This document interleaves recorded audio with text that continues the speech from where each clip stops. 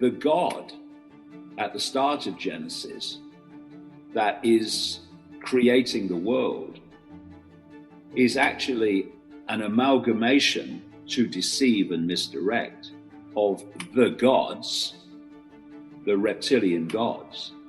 And what's being described is not the creation of the world, but the creation of the simulation, the matrix. And so when we hear lines like, and God said, let there be light, and there was light, I say what's being described is electromagnetic light, which is basically what this simulation is. And I said just after the turn of the millennium that this is a simulation, and the walls of it, certainly at our level anyway, are the speed of light, which is not the fastest speed possible. That's a joke. We're dealing with all possibility here. That's the fastest speed possible. It's a joke. It's the speed of the matrix of the simulation. And there was an article in Scientific American in April of this year where some academic said, we live in a simulation and the walls of the simulation are the speed of light. And he was relating the speed of light in simulation terms to the processing speed. Because what is physics? What is the law of physics, as we call it? It's whatever the creator of the simulation decided it was going to be. What are, in effect, the laws of physics of computer games? They're whatever the creator of the game decides they're going to be. But as this article pointed out, you can create the laws within your game, but you're still going to be limited by the processing speed you're dealing with. And that's why the speed of light is this faster speed. That's why when people have near-death experiences, they leave the body, which is locking us into the simulation through the five senses, and they experience a totally different version of physics, where past, present, and future all kind of happen at once in the same now. But within the simulation, we have time, we have all these other illusions, which are the creation of the simulation. So you had this treasure trove of documents that were found at Nagamadi in 1945, about 75 miles north of Luxor in Egypt, which was an earthen jar of the writings of the Gnostic people. And it's reckoned that they were put in that jar 400 AD, something like that. And about a fifth of these writings were about what they called archons, which is Greek for rulers, who were manipulating human society. And what they say in these writings is that this world is a fake world. It's a fake reality created by this archontic force to enslave humanity in an illusion. I went through all of them, and what you see, they're describing a virtual reality universe. That's what they're describing in their own language, what we would call today virtual reality. One of the great things today is that because of the technological advancement, so-called, we've now got the analogies and the experience of virtual reality to actually describe what this reality is. You are power. Called enemies within yourself. Here's the first one: indifference. Whatever you do, practice not being casual. You've got to shake off sometimes the lethargy that would say, oh, well, maybe it's not going to work for me, or I'll just go along and see what happens. I'm asking you, whatever you do, the intensity that you've gathered up here during this extravaganza, I want you to take this same intensity home with you. Don't be casual. Casualness creates casualties, whether it's in Herbalife or whether it's on the freeway. Go home with a renewed intensity. Don't let indifference take over. Here's the next one: indecision. Someone's mentioned it a couple of times on this stage. They've had to deal with it. You've got to deal with it. Indecision is called the thief of opportunity. Make decisions even if it's a wrong decision. Do the very best you can, make a decision and go with it. If it doesn't work out because it was a wrong decision, I'm telling you, that gives you experience now to make a better decision. Here's the next one: doubt. We've all got to deal with the enemy of doubt. Cynicism has a unique way of crowding in on all of us. Being cynical about the government, being cynical about banks and money, being cynical about society, being cynical about the past, cynical about the future. I'm asking you, don't let that disease grab you by the throat and ruin your chances to do well in Herbalife. Yes, it's easy to doubt that it can happen. It's easy to doubt. We've all got fears that want to crowd in. And here's one of the worst ones of all, and that is to doubt yourself. I know we look at Mark, glamorous, handsome, good-looking, extremely successful, say, my gosh, I don't think that could happen for me. But I want you to know that Mark says, and I say to you, that if it can happen to us, it can happen to anybody in this room.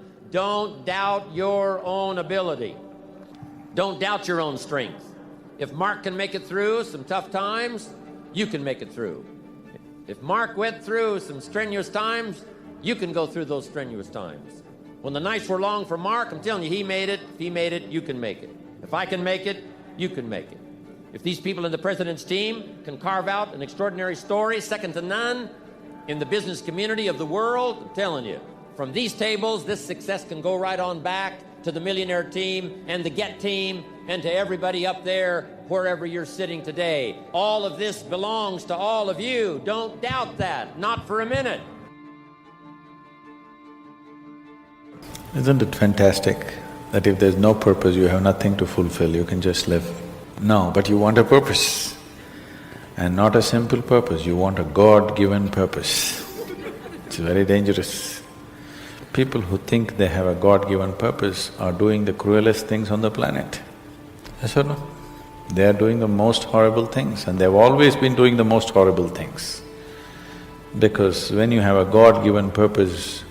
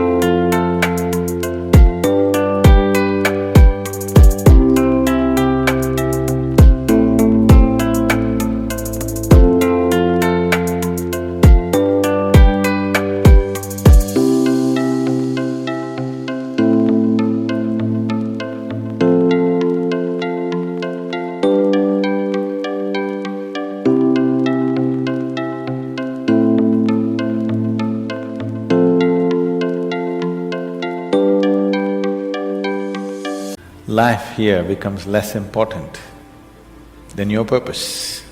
No, life is important. Life is important. When I say life, I am not talking about your family, your work, what you do not do, your party. I'm not talking about that as life. This is life, isn't it? Life is within you or around you.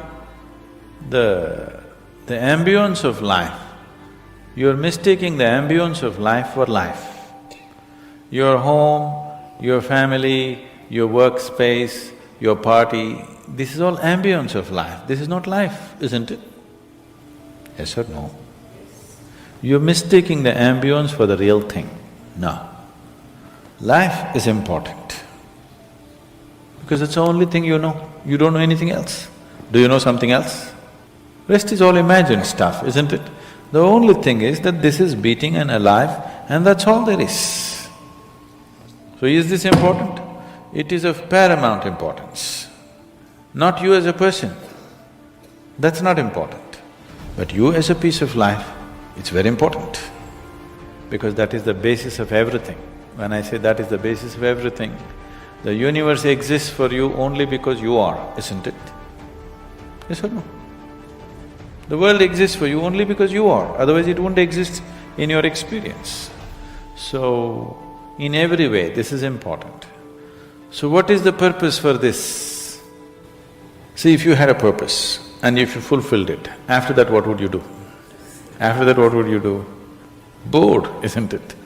It is just that life is so intricate and so phenomenally intricate that if you spend 10,000 years looking at it carefully, you still will not know it entirely. If you spend 1,000,000 years looking at it with absolute focus, still you